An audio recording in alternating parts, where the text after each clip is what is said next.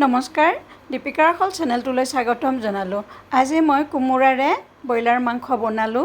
কেনেকৈনো বনালোঁ তাকে আপোনালোকৰ লগত শ্বেয়াৰ কৰোঁ বুলি ভাবিছোঁ। আশা ৰাখিছোঁ ভিডিঅ'টো স্কিপ নকৰাকৈ চাব। তেন্তে বলকচোন পলম নকৰি ভিডিঅ'টো আৰম্ভ কৰোঁ। 1 কেজি মাংস লৈছোঁ। মাংসখিনি মই মেৰিনেট কৰি ল'ম। 3টা ডাঙৰ ডাঙৰ পিঁয়াজ কাটি দিছোঁ মই ইয়াত।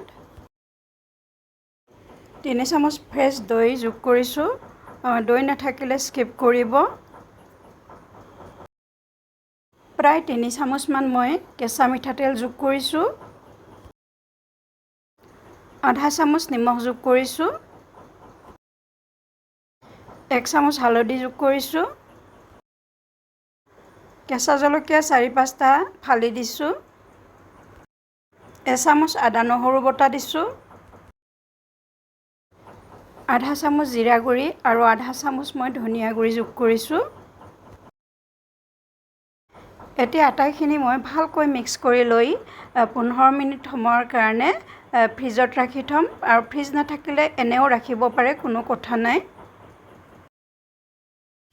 মছলাৰ কাৰণে মই জিৰা, ধনিয়া, শুকান জলকীয়া, দালচেনি আৰু ইলাচি 2টামান তিয়াই ৰাখিছিলোঁ। এইখিনি মই খুন্দি ল'ম। জিৰা ধনিয়াৰ লগত মই আদা নহৰু আৰু লগতে পিঁয়াজ 2টামান কাটি দিছোঁ। এইখিনি আটাইখিনি একেলগে মই ধুনীয়াকৈ মিক্সিত গ্ৰাইণ্ড কৰি ল'ম। এয়া মছলাখিনি মোৰ ৰেডি হৈ গ'ল। এইখিনি মই কোমোৰা লৈছোঁ। কোমোৰাখিনি ডাঙৰ ডাঙৰকৈ টুকুৰা টুকুৰকৈ কাটি ল'ম। আলু মই 2টা দিছোঁ, বেছি দিয়া নাই, নিদিলেও কথা নাই। কিন্তু কোমোৰাখিনি মই ডাঙৰ ডাঙৰকৈ কাটিছোঁ আৰু বুকুখিনি কাটি পেলাই দিছোঁ। দেখিছেনে, গুটি য'ত আছিলে এইখিনি মই ধুনীয়াকৈ কাটি পেলাই দিছোঁ। আৰু মই পিঁয়াজ আৰু কেঁচা জলকীয়া এনেকৈ কাটি লৈছোঁ।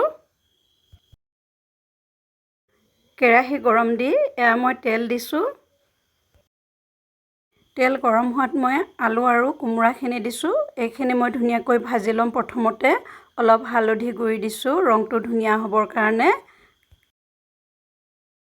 ভালকৈ লৰাই চৰাই দি অলপ সময়ৰ কাৰণে মই ঢাকনিখন মাৰি দিছোঁ। ঢাকনিখন গুচাই ল'লোঁ। এতিয়া মই এইখিনি ইলুটি শিলুটি কৰি ধুনীয়াকৈ ভাজি ল'ম। দুয়োফাল ধুনীয়াকৈ ৰঙচুৱা হৈছে। এইখিনি মই এতিয়া কাঢ়ি থৈ দিম তেলৰ পৰা। এয়া দেখিছেনে, আটাইখিনি মই কাঢ়ি থৈ দিলোঁ। যিহেতু মাংসৰ পৰিমাণ বেছি, সেইকাৰণে মই আৰু অলপ তেল দি দিছোঁ। তেলখিনি গৰম হোৱাত কেইটামান গোটা জিৰা ফুটাই দিছোঁ আৰু লগতে তেজপাত দিছোঁ 2টা আৰু কাটি থোৱা পিঁয়াজখিনিও মই দি দিছোঁ তেলতে। পিঁয়াজখিনি অকণমান ভাজি লৈ আধা চামুচতকৈ অলপ বেছি মই হালধি যোগ কৰিছোঁ। পিঁয়াজখিনি ৰঙচুৱাকৈ ভাজি লৈ এতিয়া মই খুন্দি ৰখা মছলাখিনি দি দিছোঁ। আটাইখিনি মছলাই দি দিছোঁ। মছলাখিনিও মই সুন্দৰকৈ ভাজি ল'ম। সোৱাদ অনুযায়ী মই নিমখ যোগ কৰিছোঁ। নিমখখিনি দিও মই অলপ দেৰি ধুনীয়াকৈ লৰাই দিছোঁ। এতিয়া মই মিক্সাৰ জাৰটোত লাগি থকা মছলাখিনি অলপ পানী দি ধুই পেলাই ইয়াত পানীখিনি দি দিছোঁ। পানীখিনি শুহ গ'ল। এতিয়া মই মেৰিনেট কৰি ৰখা মাংসখিনি ইয়াত দি দিছোঁ। আটাইখিনি মই আকৌ ভালকৈ লৰাই চৰাই দি মিক্স কৰি দিছোঁ। সুন্দৰকৈ লৰাই চৰাই দিয়াৰ পিছত ঢাকনিখন দি দিছোঁ মই। 1 মিনিটমান ঢাকনিখন দি থোৱাৰ পিছত মই ঢাকনিখন গুচাই দিছোঁ। আকৌ মাংসখিনি ভালকৈ লৰাই চৰাই দিছোঁ। মই আৰু ঢাকনি নিদিওঁ। এনেকৈ সুন্দৰকৈ মাংসখিনি মই ভাজি ল'ম। মাংসখিনি দেখিয়ে অনুমান কৰিব পাৰিছে চাগে, মাংসখিনি প্ৰায় আধা ভজা হৈছে। এতিয়া মই ইয়াত আলুখিনি দি দিছোঁ।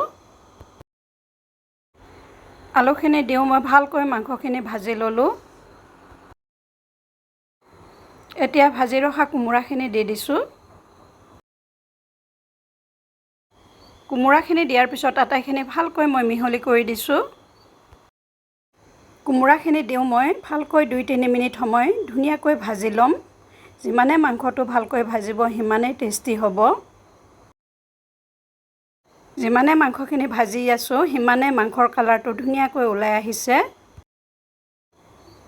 এতিয়া মাংসখিনি ভাজি হৈ গ'ল। এতিয়া মই ইয়াত পানী যোগ কৰিম।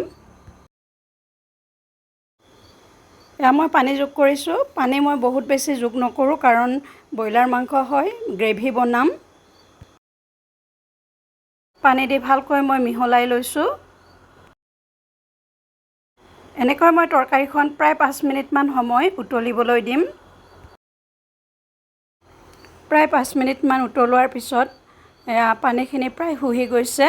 ঠাণ্ডা হ'লে গোটেইখিনিয়ে শুহিব, ধুনীয়া গ্ৰেভি হ'ব। তৰকাৰীখন মোৰ হৈ গ'ল। গেছটো মই অফ কৰি দিছোঁ। এতিয়া মই এটা বাটিত তৰকাৰীখন ছাৰ্ভ কৰি দেখুৱাই দিম।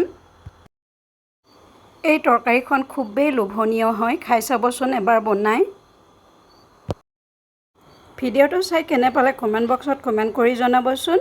যদিহে চাই ভাল পালে লাইক শ্বেয়াৰ কৰিব আৰু নতুন নতুন ভিডিঅ' এনেদৰে পাই থাকিবলৈ চেনেলটো ছাবস্ক্ৰাইব কৰি থ'বলৈ নাপাহৰিব। অতি সোনকালে অন্য এটা নতুন ভিডিঅ'ত লগ পোৱাৰ প্ৰতিশ্ৰুতিৰে আজিলৈ আপোনালোকৰ পৰা বিদায় মাগিছোঁ। ধন্যবাদ।